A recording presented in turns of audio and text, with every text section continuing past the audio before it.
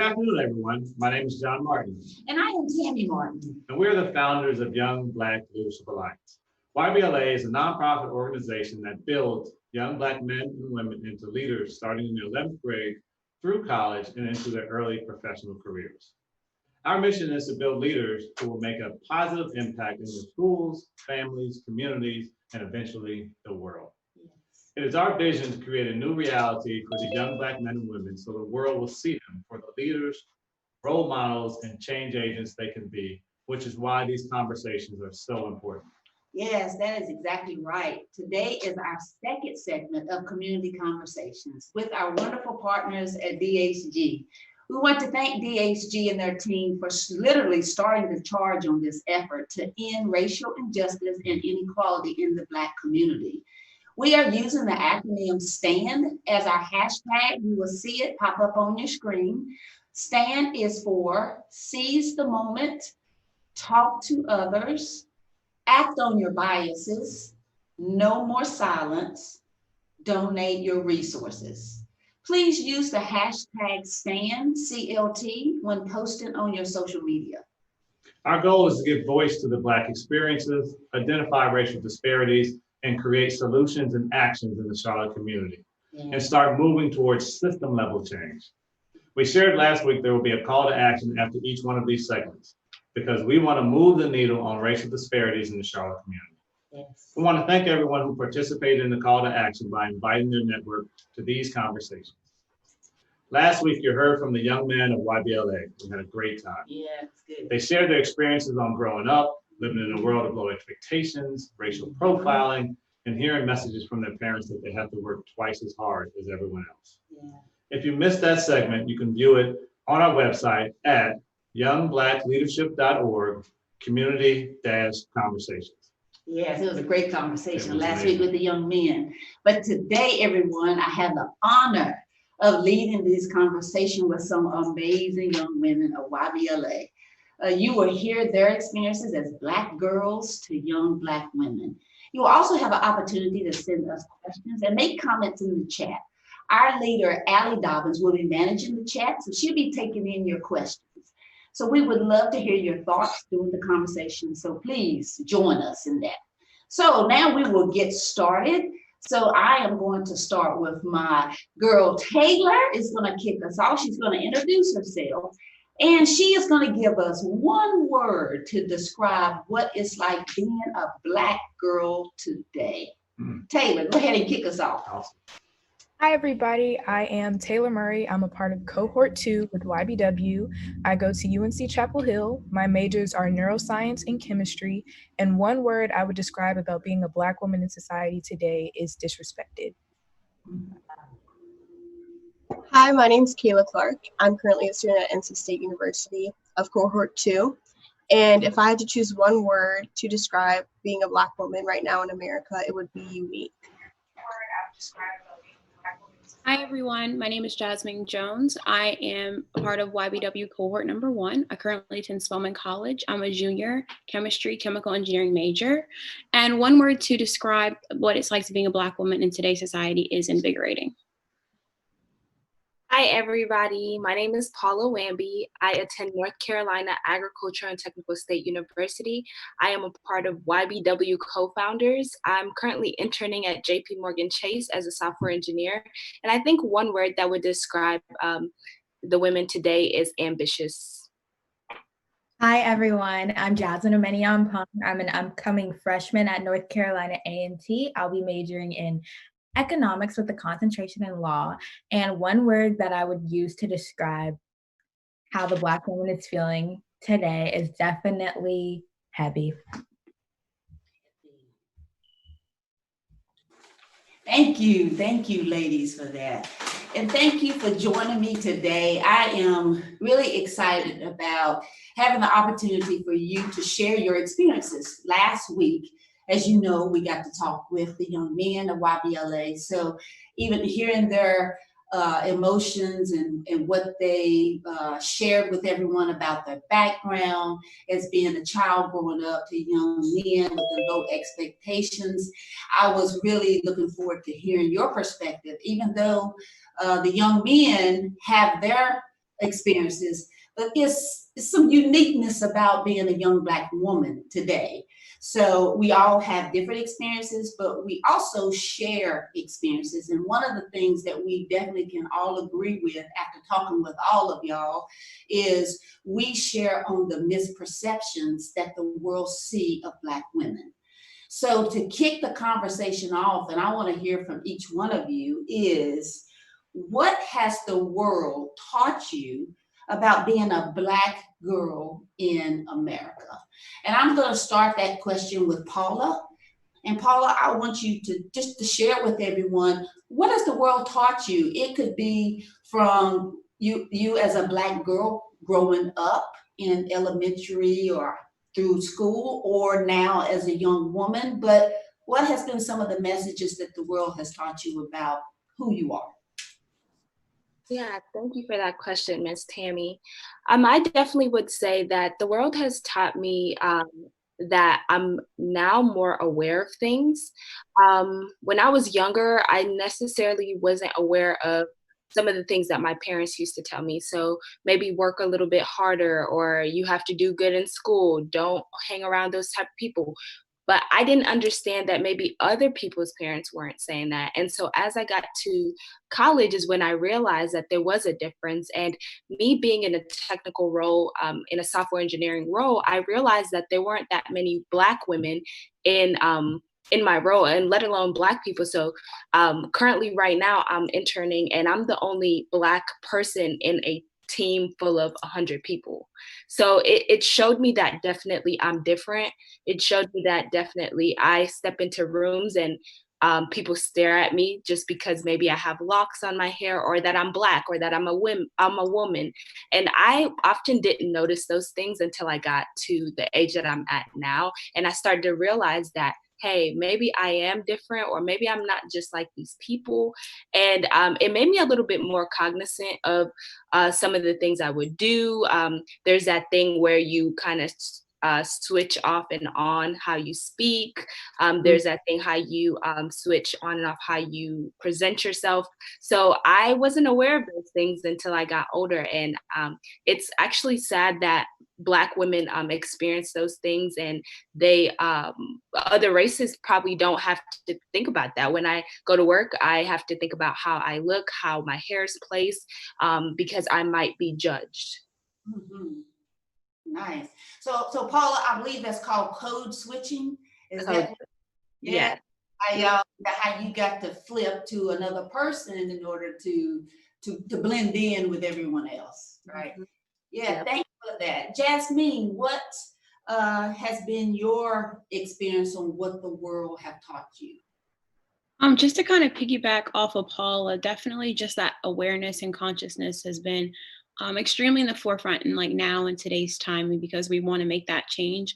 But also the world's really kind of showed its true colors and how we're always underestimated. Like when you walk into the room and you're the only Black girl, you think, okay, she got here maybe because she knew someone, not because I was more qualified than anyone there, or because I actually earned my position.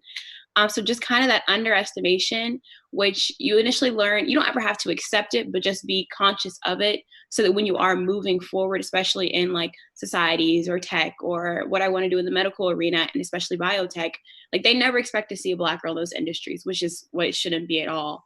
But just mainly that underestimation has been a major like component of what the world has showed me. Yeah. I definitely can relate to that. Definitely. Miss Kayla, what about your perspective on being what the world has taught you? I think a good way to analyze that question would be, when was I first brutally aware of my race and how it would affect me like in this world?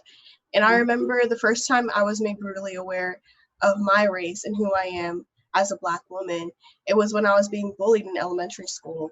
And so my first confrontation of confronting that identity was a negative thing. And so that's what I first learned coming into this world, was that who I am is not wanted and undesirable as a Black woman.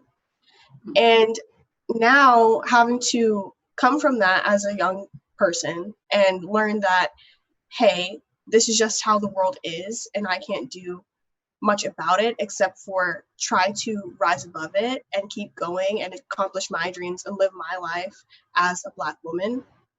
I think that's really important. And I think that the low expectations that people put on Black women are very unwarranted, because we are doing so much just in the US in general, and we're constantly striving to do more. A lot of Black women have the expectation to like pull their families out of poverty.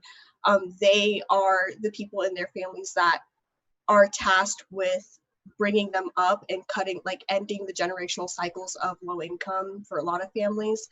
And I think that's something that not a lot of people talk about, but that's very prominent in the Black woman's experience in America, especially. Wow. So pretty much with you, you learned about that you were different even as a student in elementary school. Yes. Wow, that's early. Miss Jasmine, what about your experience? Yeah, I definitely would have to agree with Jasmine when she talked about being underestimated. Like what I was going to say was undermined. But a lot of the times when I do walk into a room, or like specifically a classroom, and I am the only Black person, let alone a woman, it's a lot of pressure, and people constantly question you when you come on top or when you do something good. And an example of that happening to me kind of recently was back in March, when I fortunately was blessed with like a lot of scholarships, and my school decided to highlight me for that. So a lot of other students began to hear about it, and like everyone was like, "Oh, congratulations." And then one girl, she asked me if all of my scholarships were need-based. And it like completely took me by shock, because at first she was like, "Oh, congratulations." And then I was talking to her about something and she interrupted me. She was just like, "Were your scholarships need based?" And then I was like, it was really awkward. And I ended up explaining to her, like, maybe you didn't have like malicious intentions, but there was a reason why you asked me that question. And I feel like we need to address it and talk about it. But yeah, a lot of the times I am underestimated, especially when I'm the only Black woman in the room. Right. And good for you for definitely going back and readdressing that, Jasmine. So, because so many times, especially, and I can speak for myself, that you would get comments like that. And first, because it take you aback, your initial reaction is like, did she really say that? And you may walk on and not ever address it. But good for you for going back, because a lot of times I don't think people really realize what things sound like when they say it. So, because we all have biases. So, but I thought that was great that you went back and you let her know how you felt about that. So, yeah. So, Taylor, with you on that question, what would you like to share about what the world has taught you? I would definitely have to piggyback off both Jasmine, and Kayla. I feel like our walks of life as a Black woman are very uncomfortable in a lot of spaces that we're put in. And I feel like we're underestimated and undermined because of the low expectations that people have for us. We're always expected to be in the house, be in the kitchen, raising children. There's a very scarce number of Black women in STEM, in technology, in higher positions, in law, and things of that nature. And it's really unfortunate that it has to be that way, because we are just as capable as anybody else in the room, if not more capable, yet people don't see it that way. And then people tend to ask us a lot of questions, not regarding our qualities, but things like our hair or our ethnicity, or things that don't really matter, because I'm in this position because I'm qualified and because I fit the position, not because I'm trying to reach a quota or things like that. And I definitely feel like, going off of your experience, Jasmine, when she was asking you, are they need-based and things like that, when universities and companies and everything like that have this effort to increase diversity and inclusion, that then segues other people to ask you, oh, is it need-based, or are you on financial aid, or you're just here to reach a quota, and things like that. We have to battle so many different things from other people that shouldn't be placed before us, but unfortunately they are.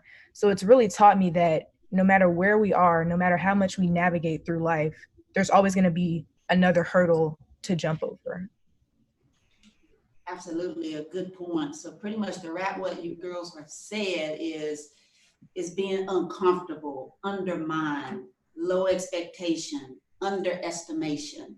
You have to switch at work to sum up how the world what the world has taught you. And I can personally agree with every one of them and have felt every one of them. So it's interesting, even from your perspective as young women. And I'm much older than you, but I literally have been through the same things. Okay, so we're going to go to the next question, and it still ties along with the misperceptions. And it is now is how has the media played a part in feeding into the misperception of Black women? So how has the media? Jasmine, you want to start with that one? How has the media?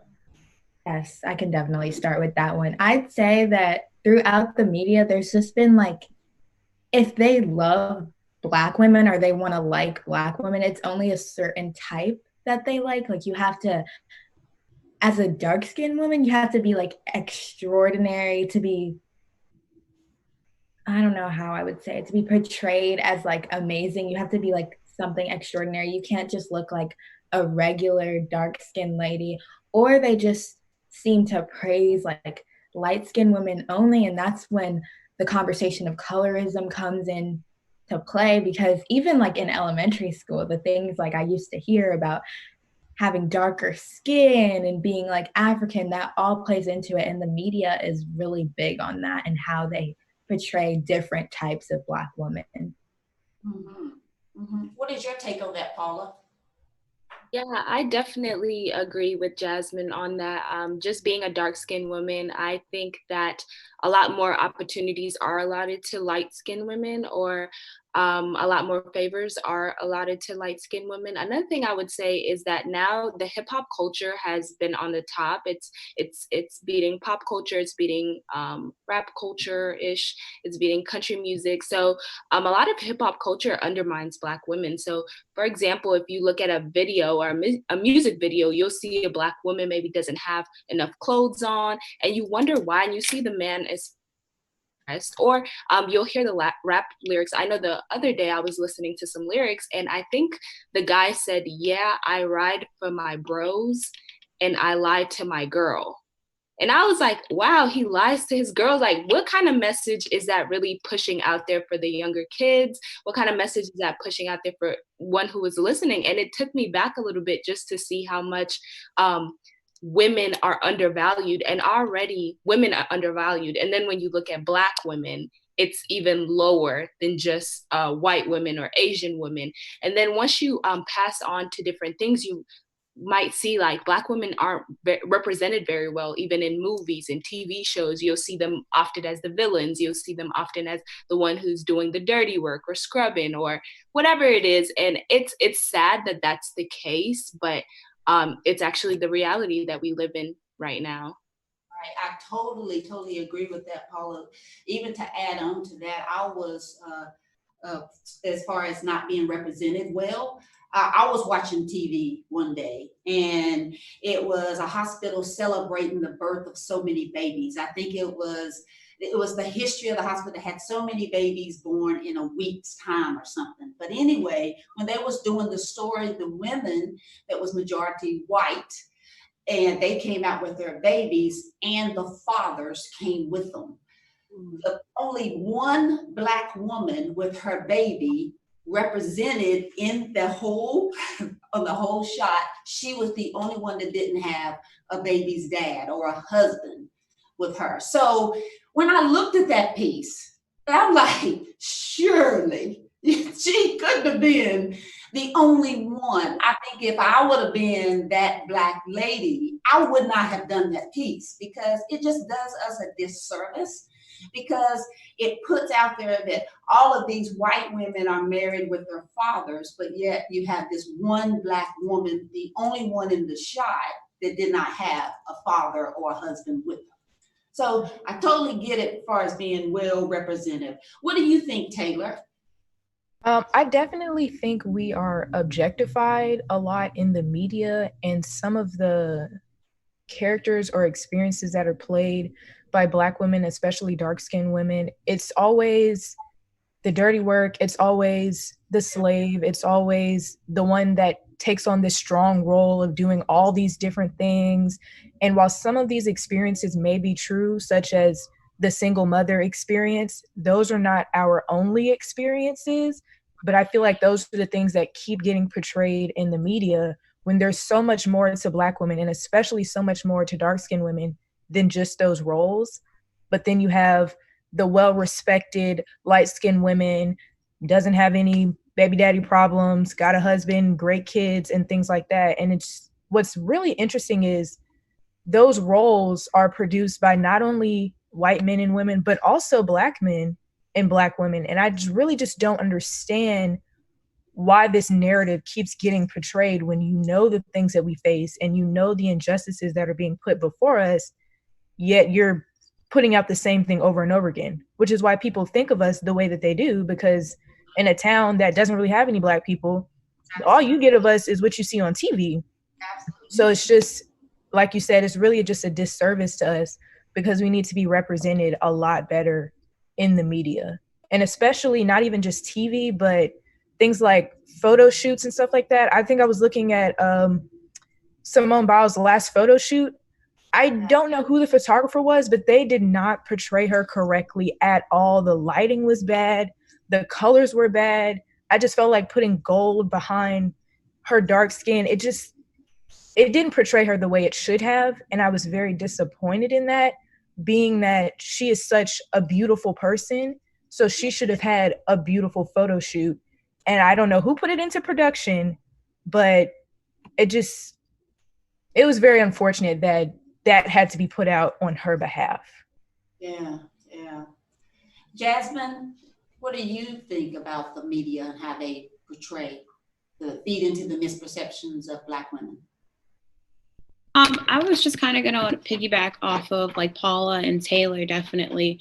But I think a lot of the media representations, especially in relation to like TV and movies, that starts off at a young age. Like when little kids are 4 and 5 and they're watching cartoons, like rarely do you see a person of color being one of those main characters. So you're watching Disney, you're watching Mickey Mouse, you're watching, all of these young people that you look up to when you're 4 and 5, and nobody looks like you. So then when you go from that to being introduced into society where you're like, okay, maybe TV just missed it. But no, TV didn't miss it. TV is just being the active voice for what society is really wanting and expecting, especially here in the US.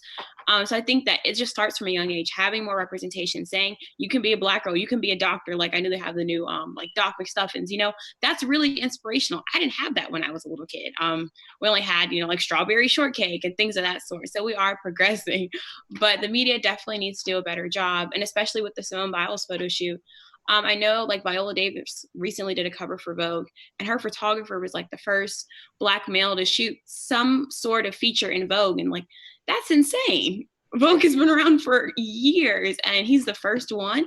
Her cover was gorgeous, very just pro-Black and very aware of what was going on in society and had a purpose behind it. But similar to the one like with Simone Biles, it kind of looks like they just took her photo and said, okay, here, you get a Black girl. Like, no, that's not what we want. We want you to honor her and really celebrate her in the media so we can see like, and celebrate her accomplishments for what they are, not because she's like the token Black girl. But Right. Yeah. So don't always look and feel like, okay, we checked the box, we put a Black girl there, now we can move on. Yes. Yeah, what about you, Kayla? Oh, there's so much that I could say for this. I just think in general with white supremacy, the tools of white supremacy are upheld and utilized in media because that's how you make people believe a certain way about someone, is that you show them examples of it through media. And I think that what media does, from music to movies to just flipping through a magazine, it portrays Black women as one-dimensional people. A lot of times, people think that media is not anti-Black just because there's a Black woman present, but a lot of times that woman is portrayed with a certain trope. They're one-dimensional, and I've had so many people tell me like, oh, like dark-skinned women aren't being underrepresented. Like I see them in my Instagram timeline and on, you know, in music videos and whatever, but all the time it's over-sexualized. I think women, especially Black women, are fetishized in a lot of ways, along with mixed race people as well. And I think that colorism is one of the main tools that is used in media that that is anti-Black at the end of the day. Just because you casted Zendaya doesn't mean that, you know, it's being representative and inclusive. I think that she, just in general, like there's so many light-skinned Black women who are casted and they're kind of used as like the cop-out to be like, oh, we have a Black woman casted. This is our acceptable version of a Black woman. And we can't be called racist or non-inclusive because look, we have this one girl here. And it's like, well, actually, that's not inclusive. There's so many different tropes in media. There's like the magical Negro, the mammy trope. And when it comes down to it and you learn what these tropes are, it's so easy to point them out in movies. And it becomes unenjoyable to even, you know, watch films and watch shows anymore because you can recognize how one-dimensional people are being portrayed. And it's very sad. I think in a lot of ways also, there are people within the Black community, such as Black men, who kind of uphold colorism and feed into it because women are seen as a way to maneuver through the system. If you have a more white woman as your partner, it's seen as social capital in a way. So colorism is just so complex, and I think there's a lot in media that can be broken down that is harmful to Black women. Yeah. And Jasmine, do you find that too? Yeah, I would agree with that. Like, I really would. Colorism is a huge issue that plays a role in media, and it's just been that way for years. And I think that's why it's so hard for new directors or new creators, kind of like what Taylor was saying, to like break that. Because, for example, if you watch The Cosby Show, you have the dad and then Felicia Rashad, and she's like pretty and kind of on the lighter side. And then you have like Lisa Bonet, I forgot the other sister, and you have Vanessa and like Rudy, and they're all like, they all have different characteristics, but I definitely say like the more sassy ones were definitely the darker ones, like Vanessa and Rudy. And then like Lisa Bonet's character, she goes onto a different world and she's in the first season. And I watched like this whole synopsis of the show, and they said like her character was actually not nice at all. Like she was like a bad person towards her friends and the other characters on the show, but they almost let it like slide because she was like the pretty ditzy girl. But if it was like a darker girl that played that role, like that's not how it would go at all. And like A Different World ended up touching on things like colorism and like the mammy. I know they had Kim talk about that on one episode. But yeah, that was like years ago, and then you come to now and you see grownish and blackish, and it's almost like the same thing: a dark dad, a light-skinned mom, light-skinned children, and then the one dark girl who's sassy. So it's really interesting how the media plays with things. That's a very good point because that was during my era.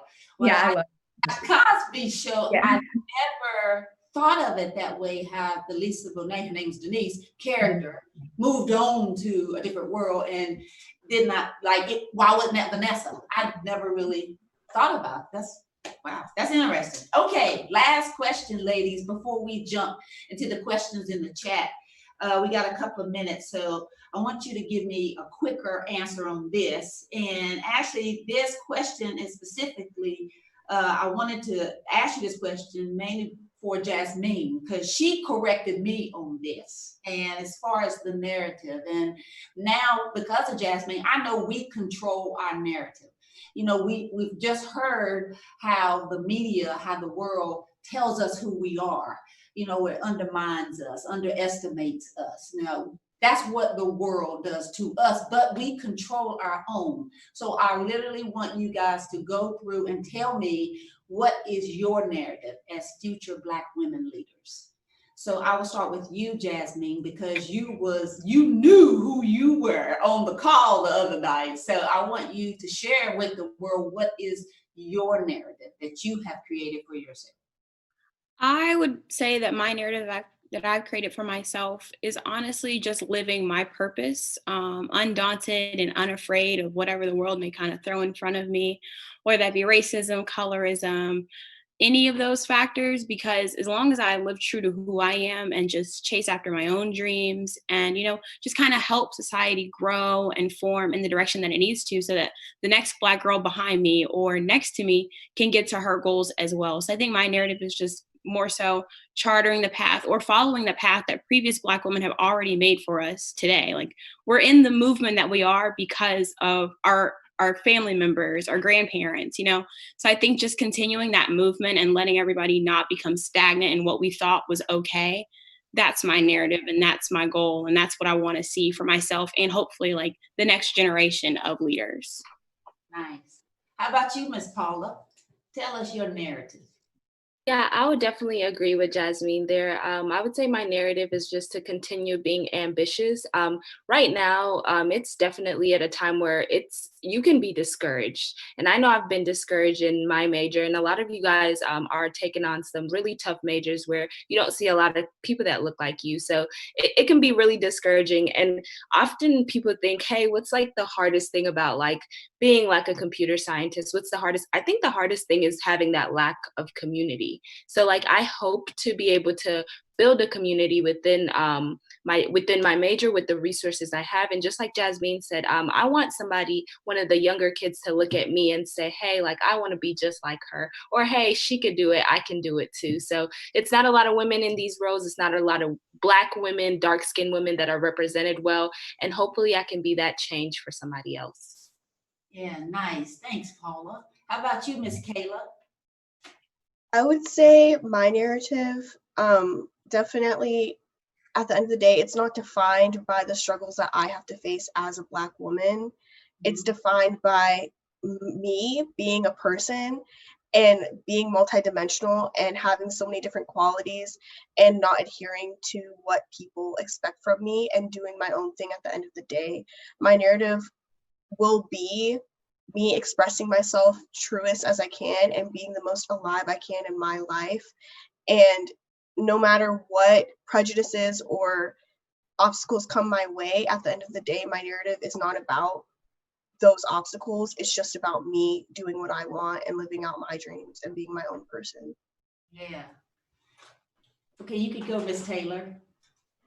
I would definitely say my narrative is following in the path of my own personal freedom. And I really like that all of us are trying to adhere to what we think is best for us and living our life to the fullest extent, because it's about us and what we do. Nobody goes to the grave with us but us.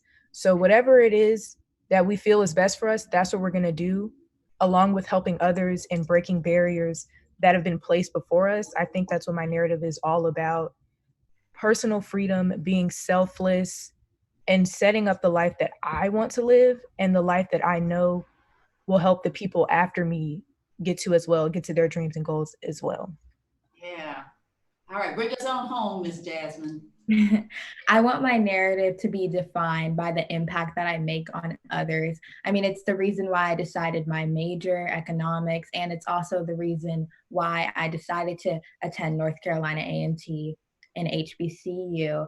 I want my narrative to be showcased as someone who is empowering, willing to help, and the example for another young Black leader coming through the process of life, especially a young Black girl.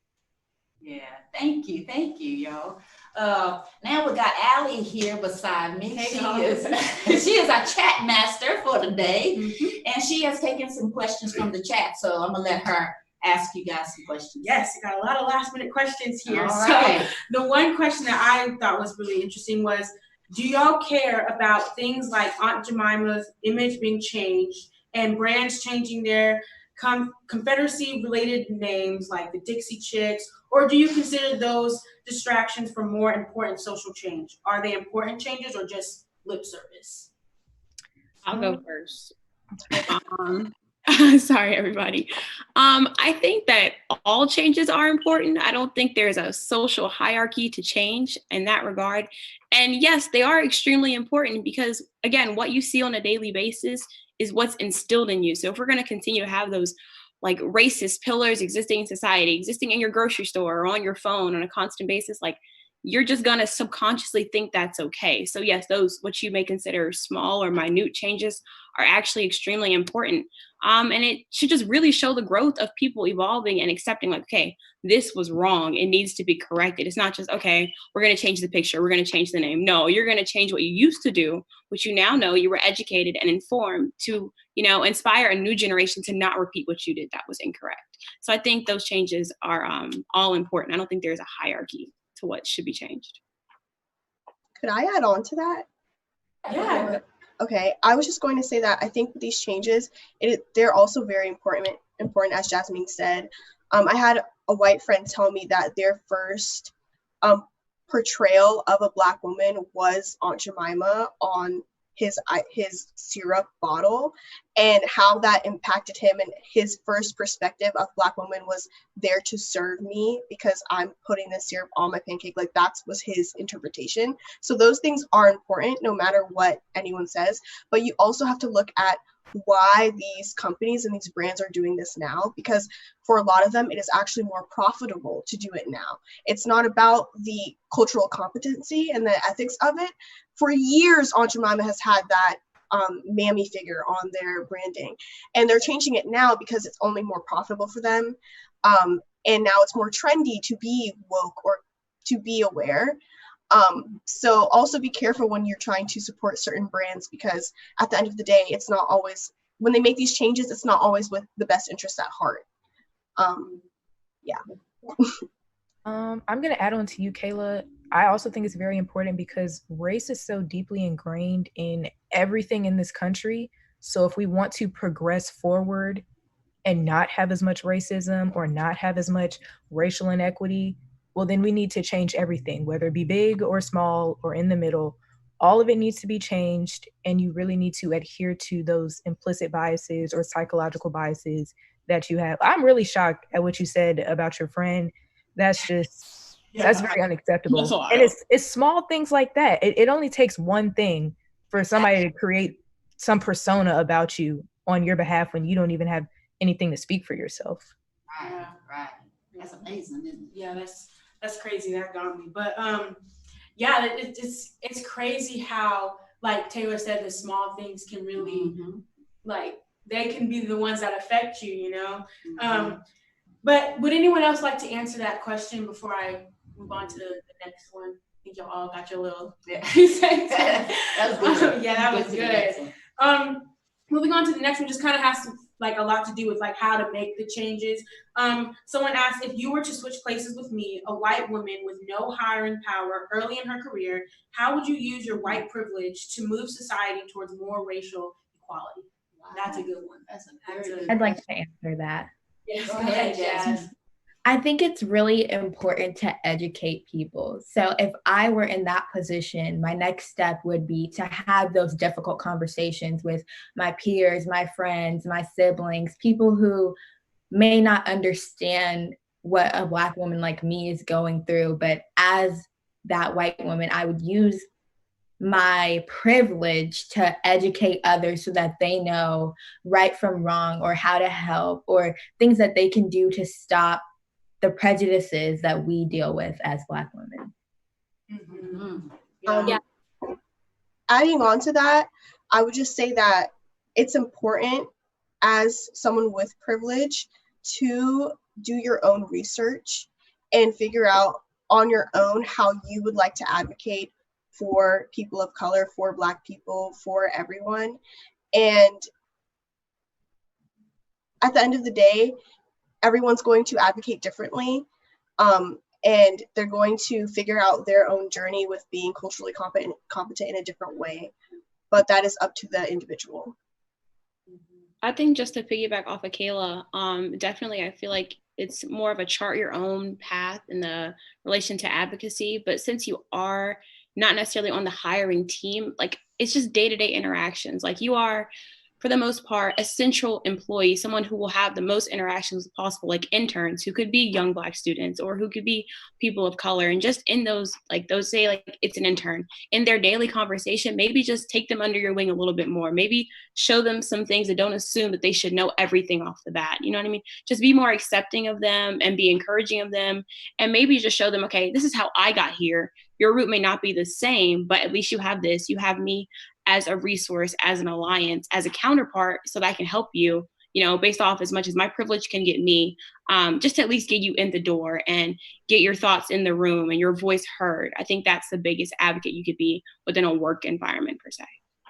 Yeah, and on top of that, I have a little something to say. I would say don't make it a trend. You know, if you're really for us and you're really trying to help us, do it for eternity. You know, don't just do it now because it's what everyone else is doing, or you think it's you think it's a trend, or you think, oh, this is what is cool right now, or you know, make sure you're doing it because you want to.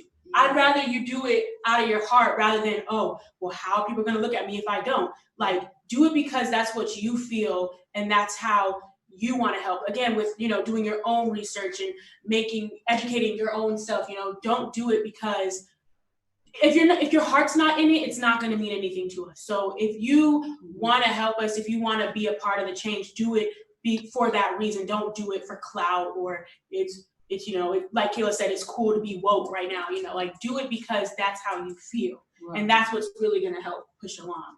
I love that.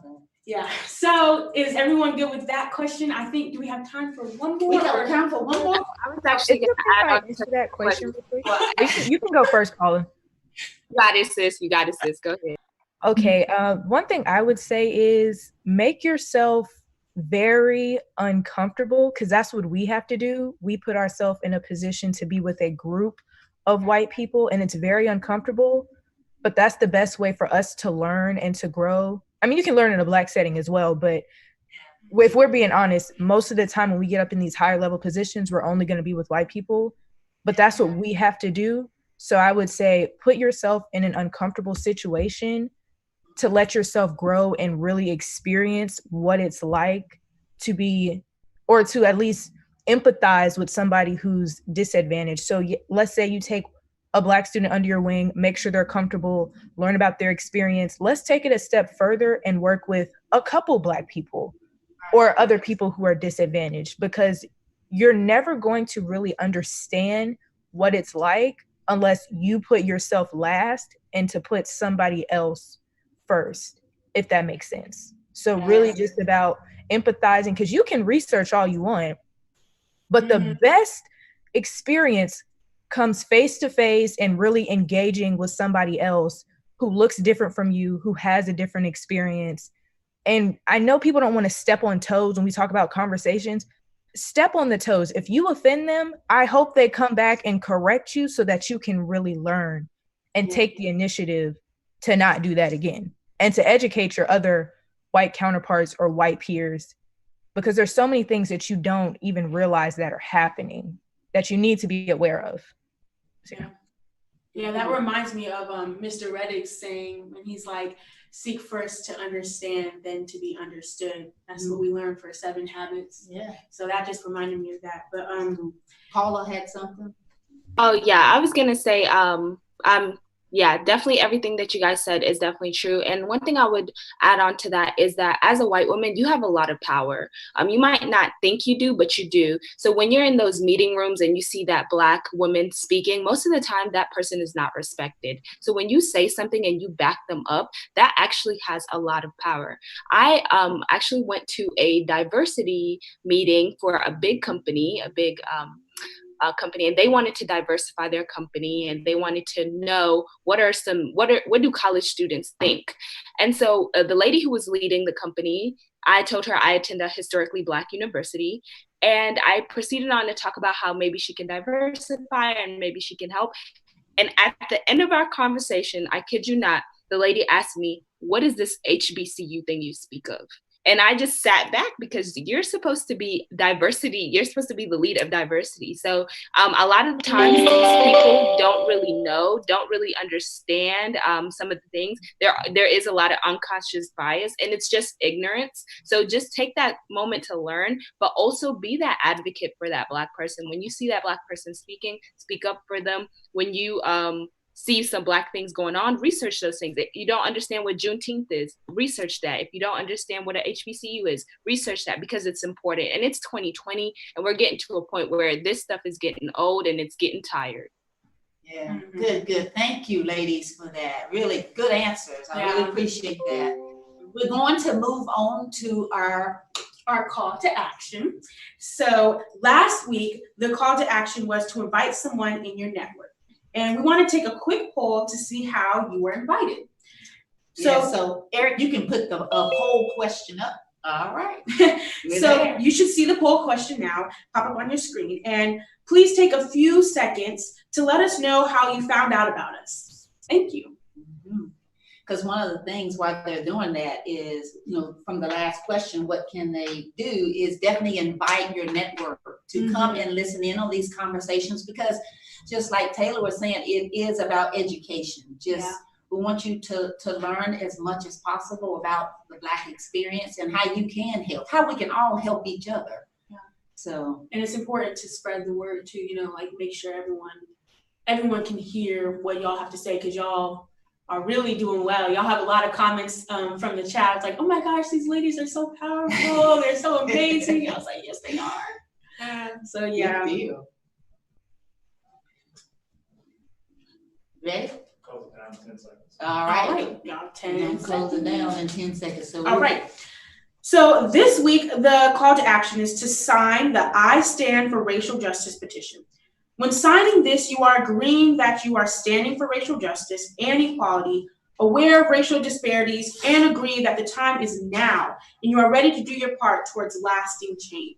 Yes. There are two ways to sign the petition. You can use the link on your screen. There should be a link on the screen right about now. Or you can use the QR code and scan it with your smartphone. So please take the next 2 or so minutes to sign our petition. And the actions from last week and today will go towards our 2020 action goals, towards bridging the gap of racial disparities. I can't wait to see our numbers. Oh, I know. I can't wait. And I'll bring the update to y'all next week. Thank you. Yes, so you're gonna have about 2 minutes to take the poll. I mean, not the poll, but sign the petition. Yeah. On You Stand for Racial Justice. And that's what this is all about. Yeah. So for the people who don't know how to use a QR code, can you explain it? So to use a QR code, you have to go to your phone's camera and you basically just you basically take a picture of the QR code with your camera, and then it'll like take you to the website. Yeah. I'm glad you was able to say that. Yeah. I honestly haven't used a QR code in a while, so I'm like, I literally was so surprised that actually was still in I know I couldn't answer that question. Yeah, I usually just click the links. They're much easier for me, but everybody has their ways. Yeah. So yeah, we definitely thank everyone out there for taking our petition, taking the time to do it. It's very, very important that we get the message out, because at the end of the day, I believe we all can agree, we just want equity. We want everyone to have the leg up and to have opportunity, and people get positions because they're qualified, not because you have to check a box on diversity. Yeah. All right, so thank you. You all, thank you, Miss Allie. Yes, no problem. For signing, and thank you to all my ladies. I call y'all girls, but it's a term of endearment. But y'all are my girls. Amazing job. Thank you for sharing your experiences and your outlook and your hopes and dreams. And we have a couple of minutes that I have one more question I was going to squeeze in there. So this got to be quick, because John's got me on a timer. So last question, ladies. What is your hopes and dreams about the future of Black women? Can you give me a quick answer? What is your hopes and dreams about the future of Black women? Give me something, Kayla. What you got? Specifically, one of my big hopes and dreams for Black women in the near future would be more advocacy and representation for queer Black women and queer Black people in general. I think trans Black women really deserve more space right now, and I'm hoping that in the future, especially for those people, there will be more space for them and more advocacy for them. Wow, thank you for that. Definitely add on to that, and I wanted to say thank you everybody for taking this step and being a part of this. This is actually a really big step. Coming in and listening to us, we definitely appreciate it on our end. And I would say just what you said, Ms. Tammy, equity, we want everything to be equal. But I guess by that time, most of us will probably have kids or whatever. And I hope for our kids and our friends' kids, our community's kids, that they won't experience some of the things that we've experienced. Because it was kind of crazy to hear like Miss Tammy saying, hey, I went through that same stuff you guys went through. And that's probably, Miss Tammy, I don't want to make you old, but that was probably like 20 years ago. So it's just crazy. And I hope maybe 20 years from now or 10 years from now, I'm not saying the same thing that she's saying.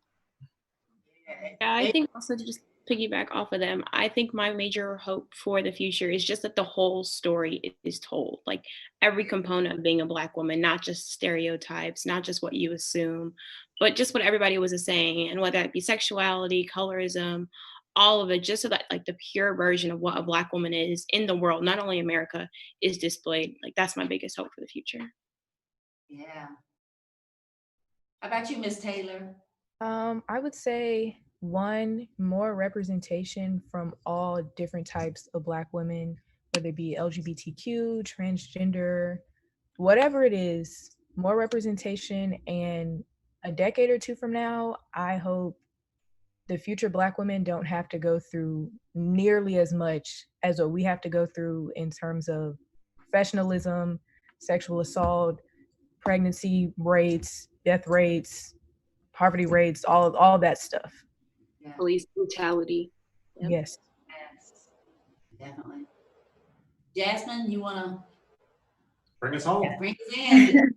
My hope is that younger Black girls can just be young kids. Like there's not the pressure to work so hard, to be equals to men, to other girls and other races. Like I just wish sometimes I could go back and just not be so worried about the pressure of having to sometimes be a representation for your whole entire race. Like I just want to be young girl, period. Yeah. Well, thank you for that. That's awesome. And I guess if I had to sum it up, and my hopes and dreams for you guys and for my children's children is that, simply you practice self-love, because I know for myself, you tend to get into trying to do everything that someone thinks you should be, or how you should show up in the world. But because a lot of y'all hit on that, it's just being true to who you are with your narratives. Live your narrative and not live what the world has given you. So that would be my hopes and dreams, that you truly live out your narrative and you practice self-love and you learn to accept yourself, embrace yourself, that you have dark skin, light skin, curly hair, short hair, long hair. Who cares is what God gave you. So that is how I would sum up the hope and dreams of the next generation. I tell you, y'all are on it. I want to tell you that y'all are definitely on it, and very, very proud of you. And it's such a blessing to be around young women, and y'all gonna take the future by force. That's for sure. Absolutely, absolutely. Yeah. So you guys are amazing. Yeah. I think that clearly the world is in good hands. We assembled a group of young ladies, a group of young leaders that are going to make a tremendous impact on the world. And I'm just so proud to be a part of you guys. That's why we let the young men go first. We knew not to come after this. So you guys did a job. I was watching in the chat too. Allie, thank you for doing an amazing job. Thanks, Allie. We also have our Buna over here. You guys can't see, he's offset, but he's actually managing the screen for us as well. So yeah, so I just want to thank everybody for just being amazing, especially to our partner DHG. Yes, So definitely. DHG's done a wonderful job. Yes. They have done a lot of heavy lifting here. Oh, absolutely. And thank you all for everyone who joined the second phase. It's just amazing. Yes, yes. So please take the petition and invite your friends, your circle to come and listen next week. I get the privilege and honor of having Black women in corporate America as our guest panelists. So please tune in because this one is going to be really good as they share their experiences and perspectives on navigating the corporate ladder. Yeah, so this is going to be amazing. Yeah. Also, please continue to invite your circle of influence definitely. to join these conversations. Don't forget to sign the petition. Definitely. That is an action. We are really excited about all the actions that we have been getting so far. Yes. We have a goal of 2,020 actions. It's huge. Yes. But we're going to make it. We're going to get there. But the absolutely best way to do this going forward is to stand for racial equality and commit to action. Commit to action. That's why we're here. Don't forget to follow us on social media and visit our website. Social media and visit our website. Yeah, you should see it on the screen. Eric behind the scenes is going to put up a slide for us, and you guys are amazing. So thank you everybody again. Yep. Have a great one. See you next Tuesday.